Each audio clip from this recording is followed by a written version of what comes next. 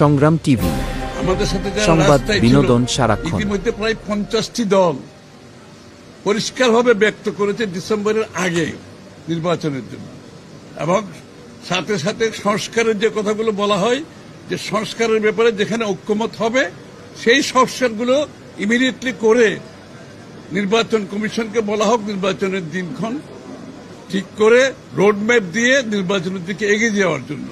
তো জনগণ বলতে কারা?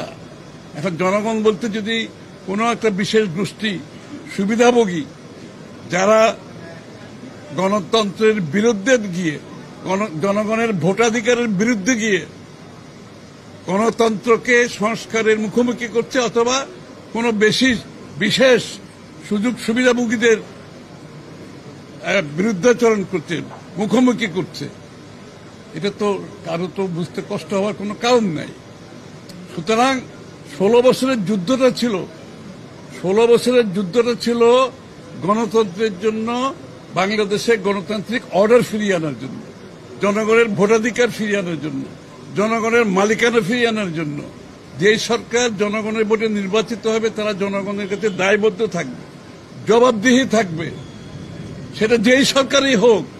কোন মহামানবকে বাংলাদেশের দায়িত্ব দেওয়ার জন্য বাংলাদেশের মানুষ নির্বাচনে, এই বাংলাদেশের মানুষ আন্দোলন সংগ্রাম করে নাই, ত্যাগ স্বীকার করে নাই। আর কোন মহামানব কোন দেশের গণতন্ত্রের সমাধান দেবে তার জন্য বাংলাদেশের জনগণকে অপেক্ষা করতে হবে।